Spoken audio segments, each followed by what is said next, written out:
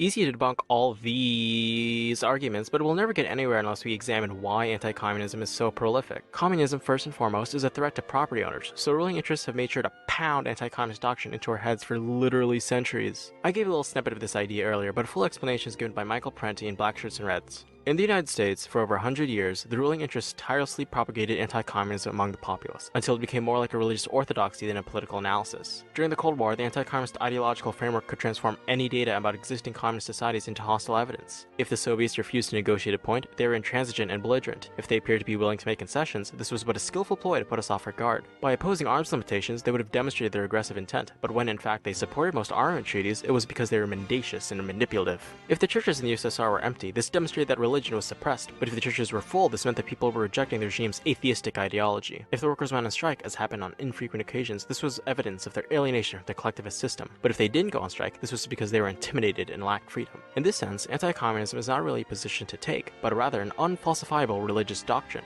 And as we know, anything that can't be proven false isn't scientific.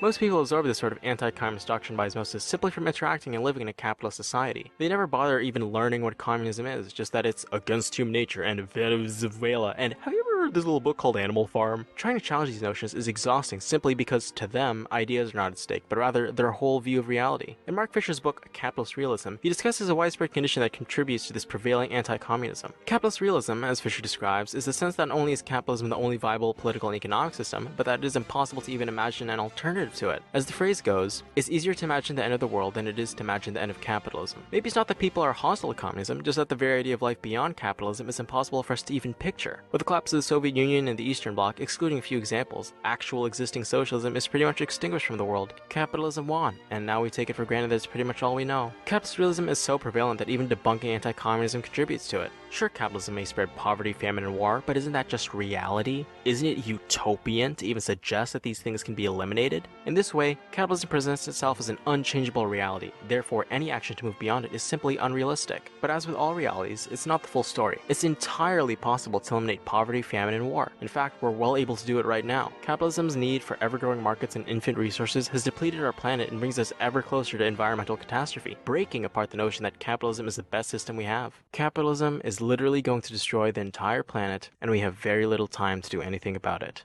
We have to realize that capitalism is not natural. It is literally killing us and the world we inhabit. We must achieve an alternative, or it will drag humanity and the planet down with it.